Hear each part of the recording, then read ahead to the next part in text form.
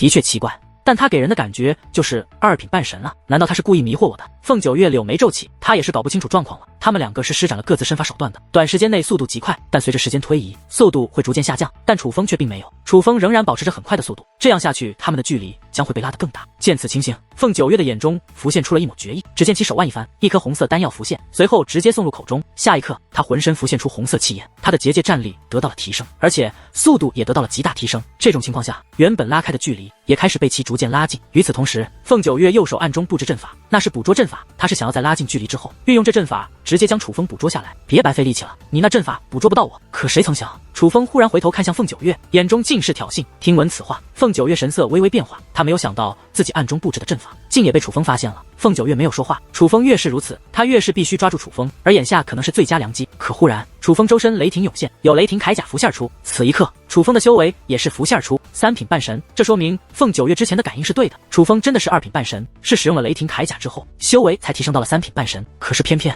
在楚风将修为提升到3品半神之后，其速度变得非常之快，那速度完全在凤九月之上，简直是另外一个层次。不过眨眼之间，楚风便消失在了凤九月的视线之内。见此情形，凤九月也明白自己大势已去，根本不可能追赶上楚风了。尽管很是不甘，可却也只得停了下来。他先是运转功法，将体内残存的药力逼退，紧接着又取出丹药放入口中。因为刚才他服用的红色丹药乃是可以提升结界战力的禁药，那药效虽强，但也是具有反噬之力的。眼下既然捕捉楚风已经不可能，自然是将那反噬之力减轻到最小。而很快，凤天圣也是追了上来，他真的是2品半神啊，那他怎么跑得这么快？凤天圣虽说后面被拉开了距离，可却也是能够看到楚风的，因此他也知道楚风真正修为乃是2品半神了，感觉他身上可能有着特殊秘宝。凤九月望着楚风消失的方向，猜测道：不用感觉了，那小子身上肯定是有秘宝，但这秘宝也太厉害了，竟能2品半神的时候跑得比我们快，3品半神的时候直接一股烟的就没了。这个小子身上的秘密还真多。姐，要我说就不应该与他废话，而是直接将他控制起来，待在这里的事情完成，咱们就直接杀了他。反正他背后也不过是只有图腾龙族撑腰罢了，咱们又不怕图腾龙族。凤天圣说道：你这个想法实在愚钝，拥有如此天赋，身上又拥有如此秘宝之人，他身后会没人撑腰吗？凤九月说道：他会有人撑腰？谁啊？当今浩瀚修武界最强的几大势力就那么些，他显然不属于任何一个势力，能有谁为他撑腰？凤天圣道：浩瀚修武界藏龙卧虎，有一些高手不喜拘束，并不在几大势力麾下效力，但他们的实力可是几大势力也不愿轻易得罪的。这个楚风搞不好就是某位高人的弟子。凤九月说道：姐，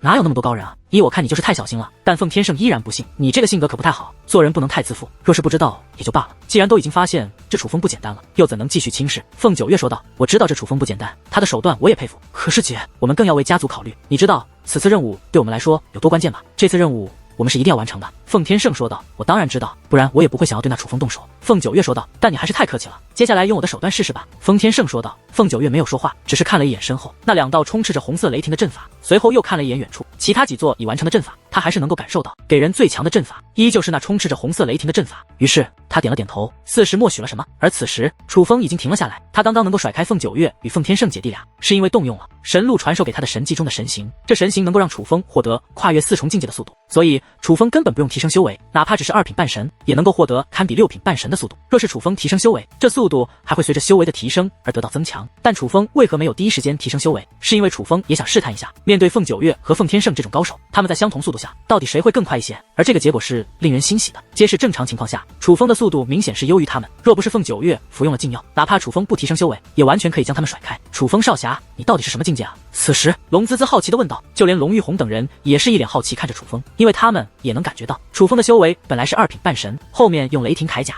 提升到了3品半神，可若真是如此，楚风怎么能跑得这么快呢？我的修为是2品半神。楚风说道。2品半神，那楚风少侠你怎么跑得这么快啊？龙滋滋问道。我身上有一件秘宝，可以让我跑得比较快，是我师尊给我的保命的宝物。楚风还是撒了个谎，因为他觉得没有必要解释那么多，反正只要让他们知道自己可以跑得快就行了。而秘宝是最容易被人理解的。秘宝吗？这秘宝也太厉害了。可哪怕是秘宝，龙滋滋等人也是表现得十分羡慕。身为图腾龙族高高在上的少爷小姐们，此刻竟然非常羡慕楚风这个祖武天河出来的穷小子。之所以如此，就是因为这样的秘宝，他们图腾龙族都是没有。见他们如此，楚风则是庆幸告诉他们是秘宝，如果告诉他们是神技，那他们估计更加羡慕了。走吧，继续赶路。楚风说道。虽然神形的实战效果令他欣喜，但眼下最重要的还是帮助图腾龙族占据更多阵法。然而就在楚风准备继续动身之时，大地开始剧烈颤动，不仅仅是大地，而是整个世界都在剧烈颤动。随后整个世界贯穿天地的光柱竟熄灭了大半，除了已经被占据且完成的阵法之外，其他阵法全部熄灭了。咋回事？见到这样一幕，楚风也是目露不解，但相比于楚风，龙滋滋与龙玉红等人却是较为平静。看来是休整的时间到了。龙滋滋说道：“休整时间。”楚风不解地看向龙滋滋，而龙滋滋也不怠慢，赶忙向楚风讲述了原委。他们是第一批进来的，当他们刚进来的时候，天空之上是出现了几行结界文字的。那结界文字给了他们提示，首先讲述了他们要如何完成阵法，且完成阵法之后，那阵法会对他们的修炼给予一些帮助。而后就是此地会有休整阶段，休整阶段的时候，除了已经完成的阵法之外，其他阵法会短暂的进入休眠状态。这个时候的阵法阵眼也会关闭，他们就算想要继续完成阵法也是不行，所有人只能休息。所以这休整时间其实是为他们准备的，毕竟他们完成那阵法需要消耗血脉之力，因此也的确需要休息，否则负担未免太大了。这休整时间大概要多久？楚风问道。2个时辰。龙滋滋说道。原来如此。楚风点了点头，旋即便准备动身，毕竟休整时间并不影响他们去找龙成宇他们。可是忽然，楚风却是神色一动，你们先去找成宇兄，他们会合，我回头找你们。楚风对龙滋滋他们说道。怎么了？楚风少侠，有什么事情吗？龙滋滋问道。没什么，就是有一些私事需要处理。楚风说道。那行，那我们先去。换做之前，他们还会担心楚风一个人留在此地，可是刚刚乃是楚风带着他们逃过凤九月以及凤天圣的追击的。楚风拥有如此速度，哪里还轮得到他们担心楚风？别说图腾凤族的人了，哪怕血晶麒麟族的人，恐怕也无法对楚风他们如何。而龙滋滋与龙玉红等人离开之后，楚风也是立刻动身，他找到了一个偏僻的，应该不会有人来到的地方。但哪怕如此，他还是布置了一个隐藏结界。布置隐藏结界还不算，他还使用了神迹中的神印，将自己的气息隐藏得彻彻底底。随后，楚风从乾坤袋内取出了一物，那是罗盘，是那个神秘的存在。先前在岩洞内给予楚风的罗盘，当时那个神秘存在可是嘱咐过楚风，这罗盘内的秘密需要楚风破解，若是楚风能够破解，便可以安然离开，如果不然，他与龙成宇他们可就都要死在这里。而眼下的罗盘已经有了变化，虽然没有任何光芒，可那罗盘就像是活了一样，那上面的物体在快速的游荡着。楚风之所以没有继续与龙芝芝他们去找龙成宇他们，就是因为刚刚他感受到了这罗盘的变化。楚风不想错过这罗盘的变化，眼下的目光一直放在罗盘之上，他观察的极为认真，不敢有一丝松懈，甚至连眼睛都不敢眨一下。因为自从观察之后，他发现罗盘上有太多的细节，这细节对楚风充满了诱惑，他一点细节都不想要错过。就这样，时间也在快速流逝着。忽然，大地开始剧烈颤动起来，紧接着，一道道巨大的光柱自大地升起，直冲天际。那些原本休眠的阵法又重新运转起来，而与此同时，这个罗盘上面的物体竟也停止了移动，恢复成了本来的模样。过去2个时辰了吗？楚风这句话是对女王大人问的。楚风是时间观念很强的人，可是刚刚观察罗盘实在太过专注，专注到他甚至忽略了时间。是啊，已经过去2个时辰了，这个罗盘好像与此地阵法息息相关。你有观察出什么吗？女王大人关切地问道。他刚刚感受到了楚风观察的专注，正因感受到了，所以不想影响楚风的他，在这个时间内连一个字都没有说。但也正因如此，他觉得楚风必然是看出了什么，倒是没有解开这罗盘的秘密。但这罗盘太奇特了，刚刚变化的时候蕴藏诸多奥义，我从中受益匪浅，收获极大。楚风说道。收获了什么？女王大人问。不行，这种感觉我似乎不能犹豫了，淡淡等一下再与你说，我现在必须要进行修炼，立刻马上。楚风此话说完，便立刻盘膝而坐。见此情形，女王大人也不敢与楚风说话了，但她不怪楚风，反而因此而感到兴奋，因为她知道楚风必然是获得了好处。没过多久，女王大人便感觉到界灵空间内的气息有了极大的变化，这样的变化很少出现，可只要出现，就只有一种可能。她欣喜若狂，因为她知道这个变化应该是楚风突破了。不出意外，楚风的结界之术应该已从紫龙神袍提升到了金龙神袍。金龙神袍正常来说拥有堪比5品半神的战力，而楚风的结界血脉可以让其获得1品逆天战力，所以楚风的金龙神袍与其他人的金龙神袍不一样，他拥有堪比6品半神的战力。倘若楚风真的突破，那么楚风再遇到凤九月和凤天圣也是全然不惧了。但他还是没有与楚风说话，因为他发现楚风的修炼还没有停止。但这一次他没有再感受到界灵空间的变化。女王大人下意识地以为这一次的突破需要的时间久一点，可实际上在太古星海之外的天际之上，早已电闪雷鸣，9只雷霆巨兽正于天际奔腾，那刺耳的咆哮震耳欲聋，那恐怖的威势让在场的每一个修武者都或多或少地感到不安与惶恐。好强的天雷异象，是何方神圣再次突破？太古星海之外的众人议论纷纷，哪怕是他们见过无数异象，可此时天际之上的异象仍是让他们感到震撼。而与此同时，图腾龙族战船之上，图腾龙族族长以及龙须大人等诸多强者也是站在船头之上，打量着天际上的一幕。这异象虽遮天蔽日，可中心却是围绕太古星海，应该是太古星海内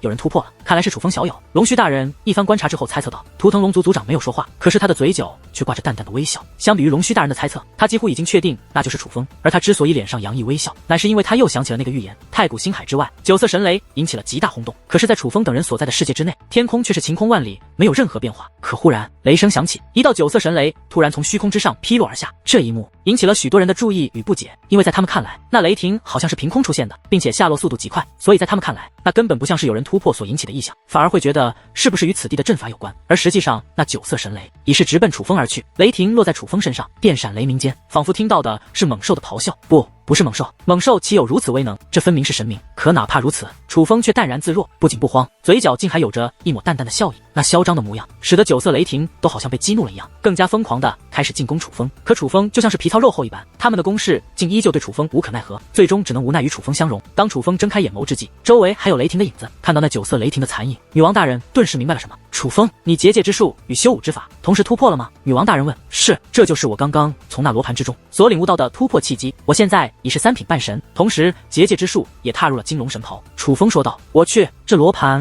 原来这么厉害吗？这罗盘简直是修炼的至宝啊！女王大人欣喜若狂，若是蕴藏修武之道也就算了，竟然还蕴藏了结界之术的契机，足以看出这罗盘是多么了得之物。的确是好东西，但总觉得哪里不对劲。楚风又观察起那罗盘，哪里不对？女王大人问。说不清楚罢了，既然这罗盘与此地有关，那么再次启动，估计就要等到下一次休整时间的到来了。楚风说道。若下一次罗盘再度启动，你却仍能领悟契机，那可就太妙了。女王大人搓着小手，满眼的期待。若是真能如此，那还真是不虚此行了。其实楚风也有着这种期待，虽然没有抱以太的期望，可若真能如此，那的确不虚此行。修为突破之后，楚风便立刻动身前去寻找龙城宇。既然已经知道了血精麒麟族很不简单，哪怕楚风掌握了完成阵法的绝对优势，但却也想尽快与龙城宇他们会合，否则总是感觉有些不太妥当。很快，楚风便来到一座阵法之前，在这里，楚风果然找到了图腾龙族的人，但并没有见到龙城与龙木兮，甚至连龙玉红与龙滋滋都没见到。这些人都在阵眼之内，在努力的灌输那阵法。其实他们这些人的实力，比之先前龙善善与龙弗莱那伙人相差不多，可是他们完成这阵法的速度，却比龙善善与龙弗莱那伙人快了10倍不止。并且楚风注意到，在他们头顶上都出现了一团虚影，那团虚影之中乃是一条龙。那虚影与此地阵法有着相同的气息，他们之所以完成阵法的速度变得如此之快，想必与那虚影有着极大的关系。你们头上的虚影是怎么回事？楚风上前问道。楚风少侠，他们太过专注完成阵法，毕竟这座阵法没人与他们抢，他们想尽快完成，这样就属于他们了。所以直到楚风靠近说话，他们这才发现楚风来了。尽管龙玉红与龙滋滋不在这里，可是这里的一些人却是先前与龙玉红、龙滋滋一同离开的，所以他们是见证了楚风快速的帮他们完成阵法，同时也是见证了楚风以2品半神的修为带着他们甩开凤九月与凤天圣姐弟俩的。尽管他们现在完成阵法的速度已经快了许多，可是他们却也深知与楚风那是无法相比的。既然楚风来了，那由楚风出手即可。于是那些人纷纷从阵眼内走了出来。楚风少侠，我们也不知道这是怎么回事，但是休整时间结束之后，我们头顶上就都出现了这个东西，摸又摸不到。那人说话间真的伸出手去触摸头上的虚影，结果其手掌便从那虚影之上穿透而过，的确无法触摸。但是此物出现之后，我们完整阵法的速度则是提高了许多，应该是与此地阵法有关吧？那名图腾龙族族人说道。但是痛苦依旧没有减少是吧？楚风说道。虽说他们完成阵法的速度变快了，可是楚风却注意到，他们先前将力量融入阵法的时候，仍是龇牙咧嘴，负担仍然不小。这个倒是的确。那些人点了点头，旋即看向楚风。楚风少侠，为何你将力量融入阵法的时候，感觉不到你难过呢？我忍耐力比较强。楚风懒得解释，于是随便编了个理由。楚风少侠果然非凡人可比啊！那些人也丝毫不怀疑，而是纷纷相信了楚风的这个理由。让我来吧。楚风说话间便直接进入了那阵眼之内。楚风进入其中，便开始释放他掌握的雷霆气焰。我的天啊，楚风少侠，这也太厉害了吧！见到楚风出手，那些没有见识过的图腾龙族族人顿时震惊的张开大嘴，就连女子也不顾形象的张大了嘴巴。莫说他们，哪怕那些先前已经见识过楚风手段之人，此时再见也仍感震撼。不因别的，只因差距实在是太大了。没过多久，这座阵法便被完成，贯穿天地的光柱之中，红色雷霆于其中咆哮嘶吼。阵法完成了，就是这么轻松随意。图腾龙族众人面面相觑，感觉如梦如幻，那种睁大的眼神仿佛在说，这人与人的差距咋就这么大呢？龙滋滋与龙玉红他们呢？楚风从阵眼走出后问道。玉红小姐与芝芝小姐他们去前面找少主他们了。图腾龙族族人说道。你们进去修炼吧。楚风说道。好。这些人应下之后，便纷纷进入阵眼之内。楚风少侠，你看，他们进入其中，顿时欣喜若狂地指着头顶。其实不用他们说，楚风也已经看到了。当他们进入阵眼之后，他们头顶之上悬着的虚影明显变得更为明亮了一些，他们那完成阵法的力量又增强了。淡淡，你觉得那个虚影是不是与掌控的阵法数量有关？掌握的阵法越多，他们所获得的完成阵法的力量便越强。楚风已经有了猜测，但无法确定，所以询问淡淡。多半如此了。女王大人道。可忽然，楚风脸色一变，猛然回头看向身后，观察之后，楚风笑了。出来吧。楚风对着身后的天际说道。楚风此话一出，忽然一道光芒自远处飞掠而出，很快那光芒展开，化作一道笼罩天地的牢笼阵法，将楚风笼罩在了其中。紧接着，数道身影也是浮现而出，乃是图腾凤族的族人，为首的乃是凤天圣。而除了图腾凤族的族人外，还有图腾龙族的族人龙珊珊以及龙弗莱等。楚风在第一座阵法遇到的图腾龙族族人都在那里，只不过眼下无一例外，龙珊珊等人的身上都捆绑着锁链，他们已经被凤天圣他们控制住了。见此情形，那已经进入阵眼准备修炼的图腾龙族族人便想要出来，你们安心待着，我来处理。但楚风却摆了摆手，示意他们不用出来，由自己来摆平。实际上，他们就算出来也没什么用，对方的实力不容小觑。莫说凤天圣在这里，就算凤天圣不在，他们也不是这些图腾凤族族人的对手。楚风，这下我看你怎么逃。凤天圣对楚风说道，他说话有了不少底气，那底气自然来源于那已经封锁天地且困住楚风的宝物。你是傻子吗？从哪里看出我要逃了？楚风问道。不逃了吗？是要束手就擒？凤天圣反问。楚风微微一笑，笑得很是轻蔑。他觉得这凤天圣虽然修为不错，天赋自然也是不错，但是他的脑子似乎并不是特别的聪明。楚风，这都是你做的好事。凤天圣说话的时候指了指自己的头顶，在他们图腾凤族这些人的头顶之上也都出现了一团虚影，那虚影乃是一只凤，但明显不如图腾龙族的明亮，甚至可以说差距蛮大的。若不是你帮他们，他们凭什么获得比我们强的力量？凤天圣问道。那要问问你自己，是不是你自己人缘太差，所以没人帮你？楚风说道。听闻此话，那凤天圣不仅不气，反而撇了撇嘴，人缘好又如何？我的朋友也不少，但没有你这种。凤天圣道。这家伙好像在夸你。女王大人意外的道。楚风也是有些无语，因为这个家伙好像真的在夸自己。楚风，其实我很欣赏你，现在开始，你若愿意帮我们，我想我们还可以成为很好的朋友。凤天圣说道。如果说之前还不确定，现在可以确定了。这个家伙先前的确是在夸赞楚风。我说过了，龙城宇与龙木溪乃是我朋友，我是不会背叛朋友的。楚风说道。你这么重情重义的吗？唰啦啦，凤天圣说话间，大袖一挥，又有数道锁链飞掠而出，飞向了龙善善与龙福来等人。只不过这一次那锁链则是捆绑在了龙善善等人的脖子之上，锁链捆绑住之后便猛然锁紧，龙善善等人顿时面露痛苦。这样下去他们都会死。楚风，你不是重情义吗？那你能否会置他们的死活而不顾？凤天圣一手抓住捆绑龙善善等人的锁链，一边对楚风问道。凤天圣，趁着现在我没有出手，你立刻住手，且向他们道歉认错，我可以当做什么都没发生过，否则后果自负。楚风的目光已经变冷，如果说先前的楚风看到凤天圣他只能逃，现在的楚风可完全不再不惧怕他。后果自负。楚风，你凭什么这么与我说话？你也就是跑得快了一点，但是现在你要怎么跑？你还跑得掉吗？凤天圣说道。我跑不掉。楚风淡淡一笑，随后只见楚风周身雷霆闪烁，随后猛然一拳轰出，那封锁天地的屏障顿时土崩瓦解。这家伙见此一幕，所有人都是感到意外，因为楚风能够轻易的轰碎那屏障，乃是因为楚风此时的修为已经达到了6品半神。但最重要的是，楚风身上的雷霆不仅仅有雷纹和雷霆铠甲，还有一双巨大无比的雷霆羽翼。雷霆羽翼，楚风能在半神境连续开启3重血脉之力。我的个老天爷啊！楚风少侠也未免太强了吧！半神境能开启雷纹与雷霆铠甲的天级血脉者，已是屈指可数，他竟还能够开启雷霆羽翼。此刻，无数图腾龙族众人惊呼不断，甚至就连已经被锁链锁住喉咙的龙闪闪等人，竟也忘记痛苦，反而面露喜色。他们知道有救了。这样的楚风完全不惧怕凤天圣，你这家伙难怪跑得那么快，果然是隐藏了修为。这样也好，就让我来领教一下你的手段。楚风，你可敢与我一战？凤天圣说话间，倒是解开了那捆绑住龙善善等人脖子的锁链，而是将手指向了楚风。我有何不敢？楚风反问。若是你败给了我，就为我所用，帮我图腾凤族完成此地阵法。龙天圣说道。若你败了，就要向我的朋友们道歉，同时我也要剥夺你们头上的虚影。楚风说道。听闻此话，凤天圣顿时大笑起来。先不说他们头顶之上的虚影根本触摸不到，楚风根本不具备剥夺这虚影的能力，再者说他也根本不觉得他会败给楚风。说话算话，我赢你。凤天圣说道。好，放了他们，我陪你玩玩。楚风说话间，手腕一转，太古英雄剑便浮现在了手中。凤天圣大袖一挥，龙闪闪等人身上的锁链也应声断裂。龙善善等人恢复自由之后，立刻来到楚风身后，而楚风则是打开阵眼。你们先进去。楚风说道。龙善善等人知道进入阵眼便是安全的，他们也害怕成为楚风的累赘，于是赶忙进入阵眼之内。但是他们却并没有开始修炼，反而是在阵眼内向外观看。不仅仅是龙山善他们，就连率先进入阵眼的图腾龙族那些人也没有修炼，而是同样在观看。他们也不想错过接下来楚风与凤天圣的比试。他们虽然见识过楚风诸多逆天手段，但还真没见过楚风凭借自己的本领与人交手。他们都想看看楚风打斗的水平是否也是顶级。楚风，你让我放了他们，我可是已经放了，你可千万别想着逃啊，那也太不男人了。凤天圣此时有些慌了，因为龙善善等人进入阵眼之后便是安全的了，除非他们自己出来，或者修炼时间到，不然他可没能力破开那阵眼。而他也知道楚风跑起来非常的快，他是追不到的。若是这个时候楚风跑了，那他可就吃了大亏了。不会逃，我楚风言而有信。楚风说道。那好，就让我凤天圣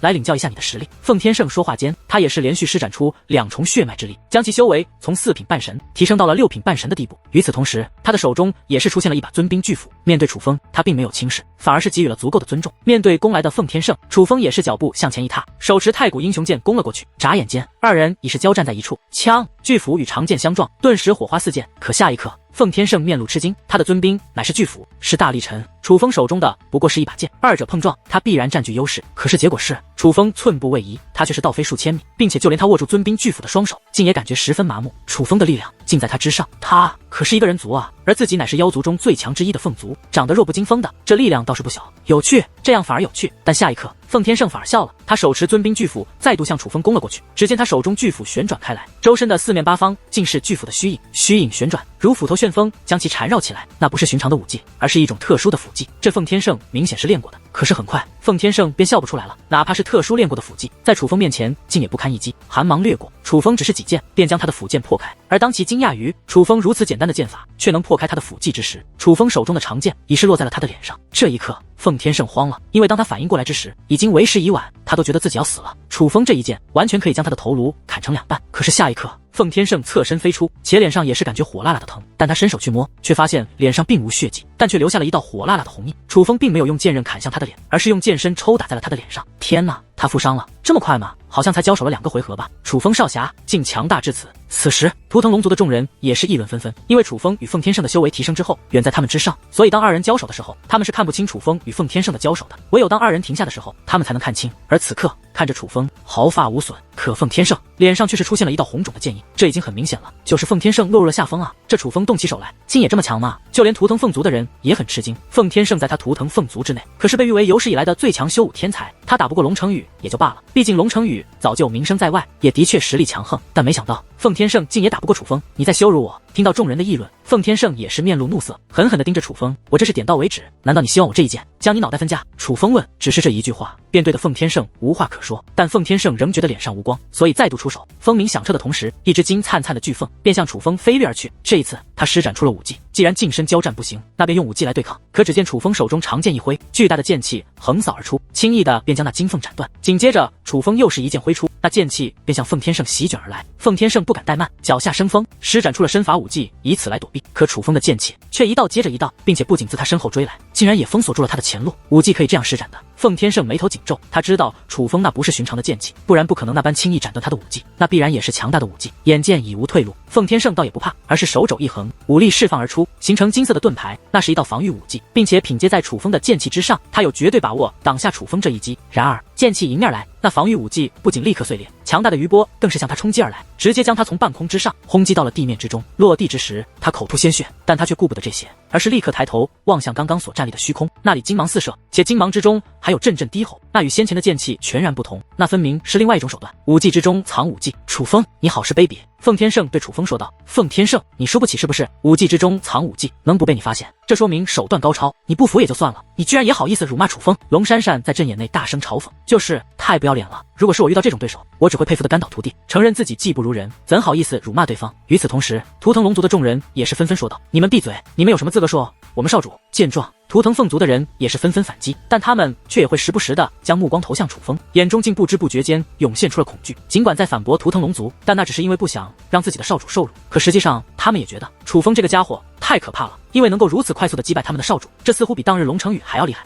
哈哈！忽然，凤天圣仰天大笑起来，他擦拭了一下嘴角的鲜血。楚风，你果然有些本事，你比那龙成宇强，你有资格见识真正的我。凤天圣说话间，眉心的印记忽然消失不见，就像是钻入了他的额头之中。下一刻，其双眼变得异常明亮，周身的金色气焰也如火焰一般剧烈升腾，以其为中心，一重又一重的气浪向外扩散。所有人都能感受到凤天圣的战力变得极为强大，比之先前简直判若两人。但见此情形，楚风却是双眼微眯，他知道这是一种类似燃烧血脉的手段，虽然可以获得强大的战力，但必然会有相应的反噬。凤天圣只是切磋而已，没有必要如此拼命。楚风说道：“楚风，这一战我必须赢。”凤天圣说话间，手中巨斧竟也变成了金色，随后手中巨斧挥，虚空都为之碎裂。只见一道巨大无比的斧头虚影向楚风快速的飞掠而去。那斧头虚影体积本就有1000米的直径，但楚风一眼就看出了那斧头虚影的不简单。楚风不敢怠慢，直接身形一纵，选择躲开。果不其然，那斧头虚影还没靠近楚风所在的位置，便已爆炸开来，而其爆炸面积是先前的100倍不止。若是楚风未躲，便会直接被那斧头虚影所覆盖。又是一声巨响，又一道斧头虚影自那巨斧掠出，向楚风现在所在的位置飞掠而来。楚风再次闪躲，挥出一道剑气飞向凤天圣。可谁曾想，凤天圣根本不躲，而是手中巨斧一挥，斧头虚影掠出，将楚风的剑气挡了下来。这一次，楚风同样在剑气中藏了武技，但奈何那武技的威力并不如凤天圣的斧头虚影。这是什么手段？怎么能一直使用？女王大人不解，毕竟禁忌武技是有使用限制的，就算这凤天圣再强，也不应该连续使用，应该是与他血脉相连的特殊武技，所以摆脱了常规束缚，无碍。就算他战力大增，但也并非我之对手。楚风说道：“楚风，认输吧，我不想你死在这里。”凤天圣忽然大声说道：“你这个状态坚持不了太久吧？”楚风反问。听闻此话，凤天圣顿顿时剑眉倒竖，因为楚风说的很对，他这个状态的确是无法坚持太久。想到这里，奉天胜也不再废话，手中巨斧连续挥动，顿时数道斧头虚影接连向楚风飞掠而来。若是那斧头虚影同时爆炸开来，那面积将极为可怕，楚风根本无法闪躲。可是偏偏楚风不是寻常人，只见楚风脚步一踏，瞬息之间消失不见。楚风的消失也让奉天胜脸色巨变。直到此时，身后一阵刺耳声鸣传来，他回头观望，楚风竟不知不觉间来到了他的身后，并且楚风的手中太古英雄剑已经砍向了他的胳膊。只不过奉天胜周身金色的气焰却挡下了楚风的攻势，这气焰竟还有防守的作用。楚风很是诧异，他是施展了身形。楚风现在的修为已经从3品半神提升到了6品半神的地步，而神形则拥有跨越4品境界的速度，所以楚风这个境界施展神形，半神之内几乎无人比楚风快。同等境界之下，楚风具备绝对的一击制敌的实力，只是没有想到他还是低估了这奉天胜。奉天胜此时的手段竟是攻防一体，楚风这样简单的攻势根本无法破开他的防御。楚风，抱歉了，我必须赢。而挡下楚风攻势之后，奉天胜竟出乎预料的对楚风说了句抱歉，紧接着奉天胜周身光芒四射，一股致命的威胁也随之扑面而来。这家伙见状，楚风赶忙施展神形，向后飞掠而去。他刚刚飞出没多久，奉天胜周身也是被那强大的光芒所覆盖，那威力丝毫不弱于其所挥出的斧头虚影。幸亏楚风速度快，否则必然会被波及。若被波及，后果不堪设想。糟糕，这奉天胜怎么这么强了？龙善善等人满脸担忧，他们现在根本捕捉不到楚风，但却能够看到不断爆炸的斧头虚影，恐怖的武力涟漪已经覆盖肉眼可见的所有地方。身为修武者，他们知道那是怎样的力量。若是同等战力与修为之下，哪怕是龙成羽，他们也没有把握可以胜过这样的奉天胜。而楚风已经连续施展出雷纹、雷霆铠甲、雷霆羽翼3重手段，他们也都觉得楚风不可能还有再度提升修为的手段了。这样的情况下，楚风可能凶多吉少，他们也为楚风捏了一把冷汗。可实际上，楚风再度顺利地躲开了奉天胜那自爆一般的攻势，有神形在，楚风几乎立于不败之地。当然，神形也不能长时间使用，否则对楚风也有负担。光芒散去，楚风能够看到奉天胜此时已经单腿跪在了地上，正以巨斧支撑。少主见状，图腾龙族众人也是发出担心的声音，因为他们都能够看到奉天胜此时的状况并不好，之所以会半跪在地，就是因为身负重创，鲜血如注一般自其鼻口喷涌。刚刚那自爆的一击虽未能伤到楚风，可却将自己伤得不轻，甚至就连他周身的金色气焰都减弱了许多。可恶！奉天胜原本还四下寻找负伤的楚风，可当他抬头发现楚风安然无恙的立于天际，他便知道他刚刚的攻势败了。这样的攻势都败了，他很是不甘，于是他再度强行的站了起来。奉天胜，到此为止吧，不然不用我出手，你也将站不起来。楚风说道。这一战我必须赢。奉天胜说道。这样的话，那就让我来帮你。手中太古英雄剑握得更紧，随后一道剑气飞掠而出。那剑气虽是飞向奉天胜的，但却偏离了原本还有些紧张的奉天胜，此时顿时松懈了不少。看来你也到极限了。奉天胜的嘴角扬起了一抹欣慰的笑容，他平衡了很多，尽管仍未能击败楚风，但他觉得楚风应该也到极限了。那可怕的速度对楚风应该也是有着极大的负担，如若不然，楚风为何会连释放的剑气都会偏离？这根本都没有瞄准他啊。可忽然在奉天胜身前出现了一道剑气，那剑气是凭空出现的，可是就在他的面前，当奉天胜反应过来的时候，剑气已经轰击在了他的身上，并且这道剑气与之前的剑气全然不同，威力极为巨大，将他周身的金色光芒都被轰成了粉碎。此时的奉天胜躺在地上已是动弹不得，而楚风则是飞落而下，落在了奉天胜的身旁。你那是什么？奉天胜问道。其实楚风使用的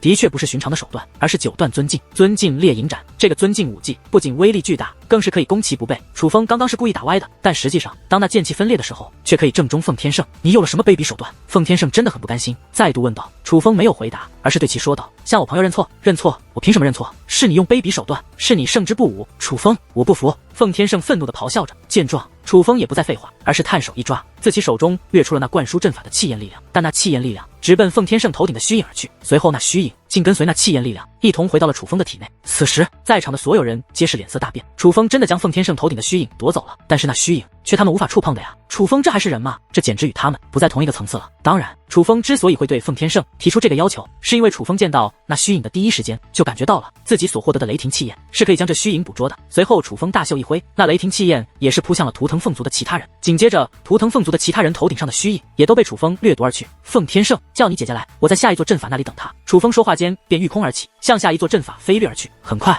楚风便来到了前方的一座阵法。楚风是顺着龙成羽与龙芝芝等人的气息寻来的，但是这里仍然虽见到了在灌输阵法的图腾龙族族人，但仍没见到龙成羽与龙木兮，甚至龙滋滋与龙玉红也不在这里。楚风直接出手，像帮助其他人那样，帮助此地的图腾龙族族人完成了阵法。而阵法刚刚完成，便有多道身影自前方飞掠而来。乃是龙玉红以及龙滋滋。楚风，楚风！他们看到楚风，如同看到救星一般，赶忙飞掠而下。发生何事了？见到他们如此慌张，楚风也是赶忙上前问道：“楚风！”可还不待回答，身后便有一声怒喝响起。顺声观望，一大队人马飞掠而来，不仅有刚刚被楚风击败的凤天胜等人，凤九岳以及其他图腾凤族的人也在其中。还不待楚风开口，那凤九岳忽然大袖一挥，一道流光直奔楚风而来，而那流光还未靠近楚风，便忽然开始扩散。下一刻，一道巨大的结界屏障封锁了这片天地。这手段与刚刚凤天胜如出一辙。可是看着此时封锁天地的结界屏障，楚风却是眉头紧皱。这是一座阵法，一座极为厉害且特殊的阵法。虽然这座阵法只能使用一次，可是比之先前凤天胜丢出的宝物却强了不知多少倍。但最主要的是，那阵法上面映射着4个大字：七界圣府。这个东西你是从何得到的？楚风看向凤九岳，凝声问道。凤九岳没有回答，而是独自一人踏入了这座阵法之内。楚风，我现在不要求你为我们所用，但我希望你能将从我弟弟以及我图腾凤族其他族人那里掠夺走的东西归还于我们。我们图腾凤族现在已经于3族之中落入了绝对下风，若是再失去那力量，将彻底丧失机会。凤九岳对楚风说道：“你弟弟行事太过狂妄，且说好的要求也不肯做，这是给予他的教训。”楚风说道：“楚风，你能感受到这阵法的变化吗？这不是寻常的封锁阵法，它是能够束缚你的武力。我知道你很强，否则也不会将我弟弟击败。但是你若无法施展武力，便只能束手就擒。我不想出手，我希望你能主动将那些东西交出来，我们从此两清。”凤九岳说道。听闻此话，楚风淡淡一笑。忽然，楚风身形一纵，如同鬼魅一般来到了凤九岳的身前，并且一拳轰向了凤九岳的腹部。见状，凤九岳十分吃惊，赶忙向一旁闪躲。凤九岳的速度极快，成功躲开楚风这一拳。可只见楚风手掌摊开，竟有一道武力阵法在其手中。那武力阵法爆炸开来，且爆炸的冲击力直奔凤九岳而去。如此距离之下，凤九岳根本避无可避。轰的一声，凤九岳整个人被轰飞出去。因为已经踏入阵法，他也是被困其中，所以身体狠狠地撞在了阵法的墙壁之上。怎么回事？那阵法不是会限制武力吗？为何小姐她眼见着凤九岳失败，但深知那阵法会限制武力的图腾凤族众人却十分不解。但下一刻，当他们看到此时的楚风后，他们懂了。楚风的身上散发着结界之力，那结界之力乃是金龙神袍。原来楚风也是强大的界灵师，但不对啊，金龙神袍只是堪比5品半神的战力，可凤九岳却是实实在在的黄龙神袍啊，拥有堪比6品半神的战力。楚风凭什么能够胜过凤九岳？你竟然！凤九岳打量着此时的楚风，眼中涌现出的何止惊恐，更多的乃是绝望。尽管只是短暂的交手，但他很清楚一件事，楚风非常的强大。尽管此地只能使用结界之术，尽管楚风的境界在他之下，可楚风的战力远在他之上，他根本不可能战胜这样的楚风。这个家伙，他的结界之术竟比武力修为还要强吗？此时，就连已经身负重创的凤天胜，眼中也是涌现出了惊恐。原本还很是不甘心的他，此时却已经开始害怕楚风。虽然他没有与此时的楚风正面交手，但他却是知道他姐姐的实力的。他与他姐姐经常切磋，一个使用武力，一个使用结界之术，二者的实力几乎不相上下。而楚风能够如此快速的击败他姐姐，哪怕是他与此时的楚风交手，也必然是同样的下场。你们与七界圣府是何关系？楚风走到凤九岳身前，凝声问道：“你要杀要剐随便，但恕我不能告知。”凤九岳说道。楚风淡淡一笑，随后一拳轰出，强大的阵法便席卷而去，但却轰在了封锁天地的阵法墙壁之上。那一拳之威，实乃阵法之威。一拳落下之处，出现了无数裂痕，裂痕越来越多，最终土崩瓦解，整座阵法都碎裂开来。这一刻，图腾凤族的所有人都面露惊恐，他们直至此时才真正的感受到了这个叫做楚风的年轻人的可怕，因为他们图腾凤族有史以来最强的修武天才与最强的结界天才，在这个男人面前皆已落败，并且败得彻彻底底。现在等待他们的好像只有死路一条了。可就在此时，楚风却大袖一挥，顿时数道虚影飞掠而出，那是楚风之前从凤天胜等人头上掠夺走的虚影，而现在已经全部回到了他们的头上。别再来招惹我与图腾龙族，不然下次我不会这么客气。楚风此话说完，便走向了阵法。至于图腾凤族的众人，则是一时之间不知所措，直至此时，他们才明白，原来楚风真的只是想教训一下他们，并不是真的要难为他们，乃是他们以小人之心夺君子之腹。楚风先是打开阵眼，让跟随龙芝芝他们来的族人进入其中修炼，随后才对龙滋滋与龙玉红问道：“是程宇兄他们遇到麻烦了吗？”是。龙玉红与龙滋滋点头。带路。楚风说道。可是龙滋滋有些犹豫。带路。现在，立刻。楚风凝声说道，语气都加重了许多。走。龙玉红不再犹豫，立刻御空而起，而楚风与龙滋滋也是赶忙跟上。现在告诉我，究竟发生了什么？是血晶麒麟族吗？赶路途中，楚风问道。其实不用他们说，楚风也能够猜到大概，必然是血晶麒麟族出手了。是。龙玉红点头，随后讲述了事情的经过。原本他们两族各自争夺阵法，但后面还是相遇了。既然相遇，自然是谁也不服谁，双方发生了冲突。但血晶麒麟族的人非常凶狠，占据优势之后，竟然痛下杀手，直接杀死了图腾龙族的多名小辈，只有少部分人逃脱，但无一例外也是身负重伤。这种事情发生，图腾龙族自然不会善罢甘休。龙成宇与龙木西更是直接前往，想要替族人报仇。后面得知消息的龙玉红与龙芝芝等人也是赶了过去，想要帮忙。但当他们赶到的时候，发现情况并不乐观。那个血晶麒麟族的5品半神竟也在场，并且已经在与龙成宇交手。最主要的是，其实力非常强大。龙木西已是身负重创，而龙成宇也是陷入劣势。最主要的是，血晶麒麟族那位5品半神杀意滔天，倘若他真的战胜龙成宇，那么龙成宇与龙木西他们必然难逃一死。所以龙玉红与龙滋滋他们才慌忙的寻找楚风，因为他们觉得除了楚风，应该没人能够救得了龙成宇他们了。既然如此，为何还要犹豫？不直接给我带路？楚风看向龙滋滋，虽然你的速度很快，可血精麒麟族那个家伙，他给人的感觉太可怕了。我怕龙滋滋低下了头。楚风自然知道，他其实是担心楚风。给我指个具体方位。楚风对龙玉红说道。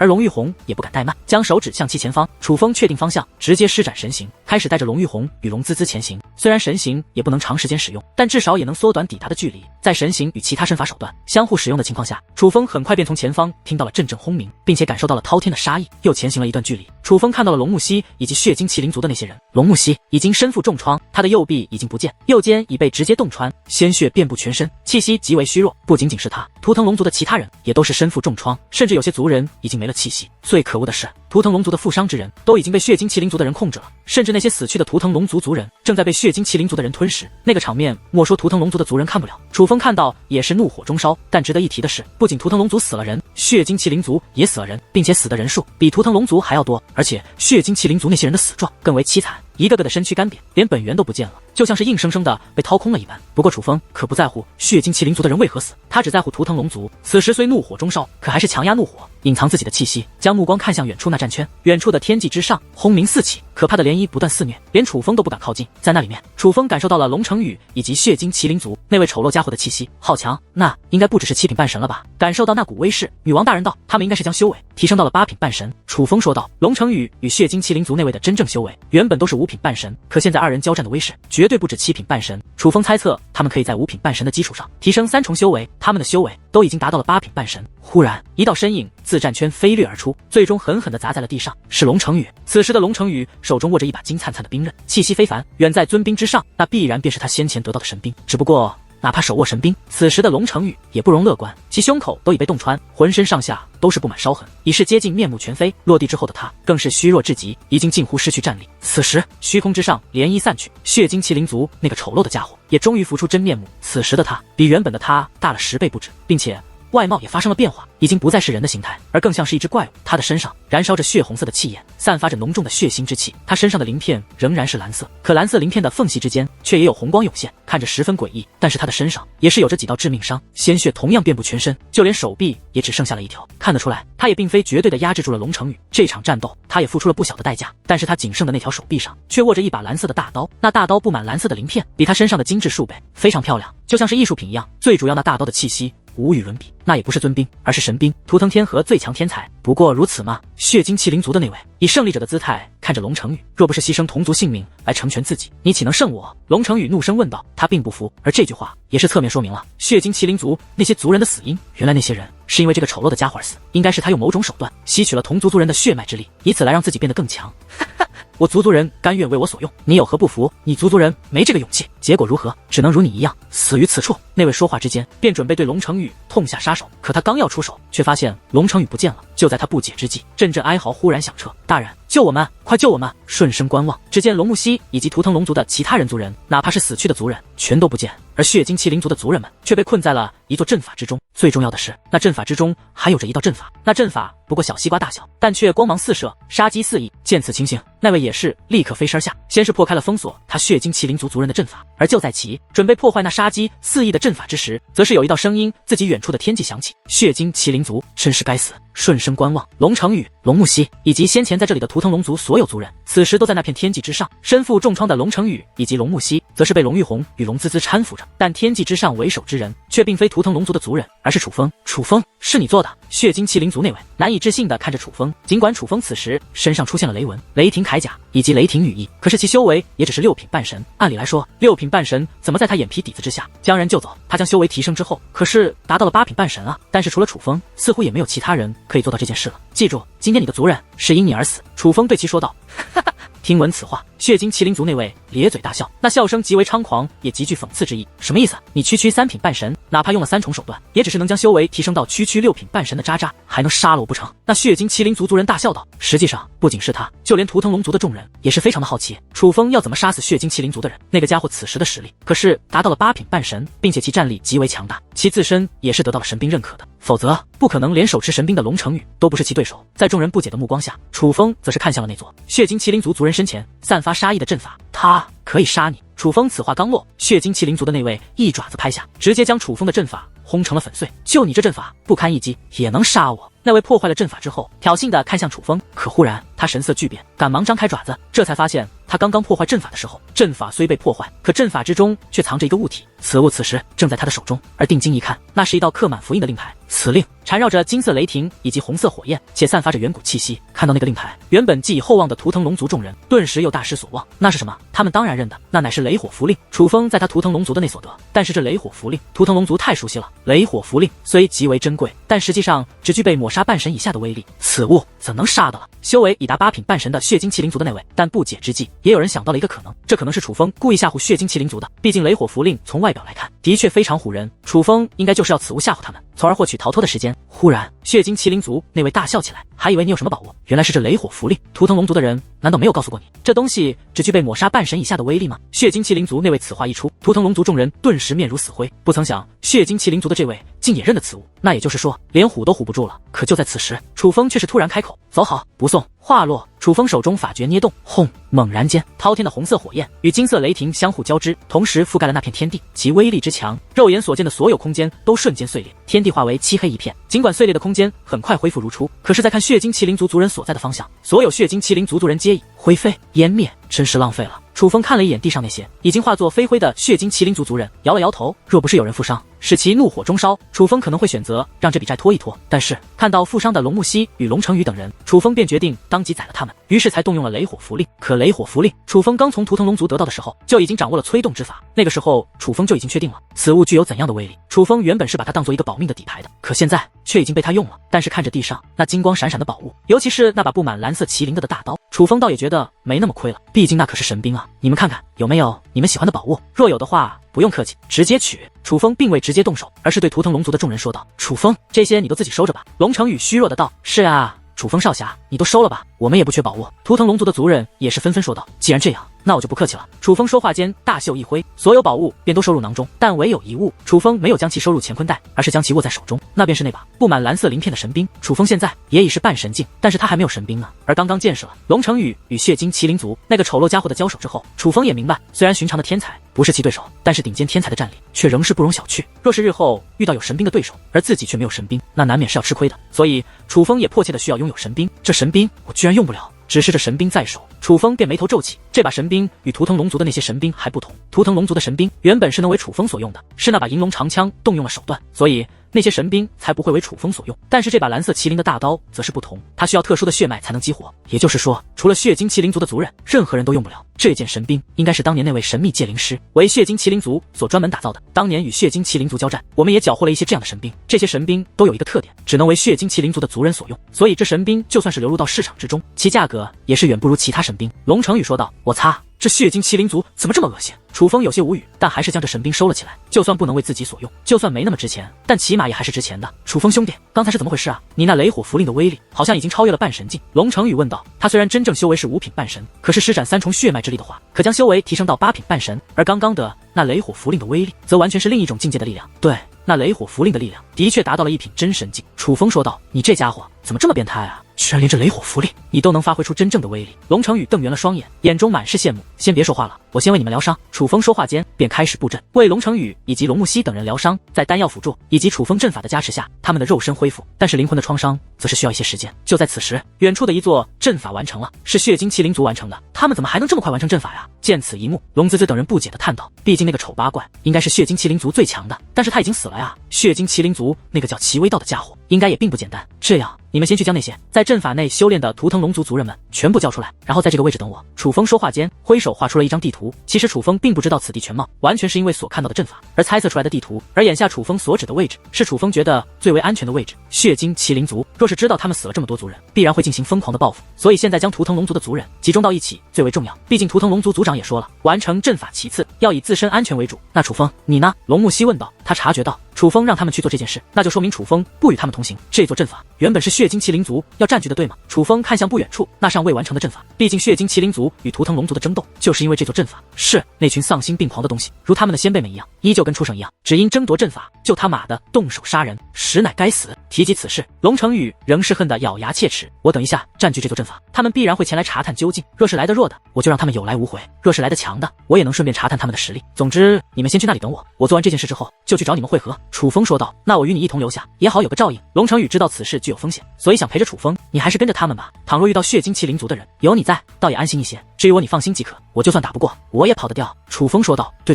楚风少侠跑得可快了，堪比9品半神。龙滋滋说道。真的假的？你不是3品半神吗？龙成宇惊讶地看向楚风，就连龙木西也是目露诧异的目光。相比于其他人，他可是相对了解楚风的，但他也不知道楚风原来能跑得这么快。我身上有一件秘宝，可以获得不菲的速度。可以这么说，我若将修为提升到6品半神，半神境内没人追得上我就不信他们之中还有真神境不成。楚风说道。那不可能，他们之中不可能有真神境，当今浩瀚修武界还没有真神境的小辈。龙成宇此话说完，又忽然看向楚风，咧嘴笑道。楚风兄弟，你可真是深藏不露啊，这么厉害的秘宝你都有。不过我并不是很意外，秘宝有都是，但是能够使用的却很少。就比如那雷火符令，我龙成宇一直以来都觉得谁能得到我的认可，那是他们修来的福气。但能与你楚风成为朋友，我真的觉得我算是3生有幸了。龙成宇看着楚风，嘿嘿的笑着。行了，这个时候你就别说这些没用的了，莫要耽误楚风时间，就按照楚风的说的行事吧。忽然龙木西说道。龙成宇有些委屈，因为他是夸赞楚风，并且是真情实感，但是看着是自己姐姐说的，他却一点脾气没有，而是点了点头。好。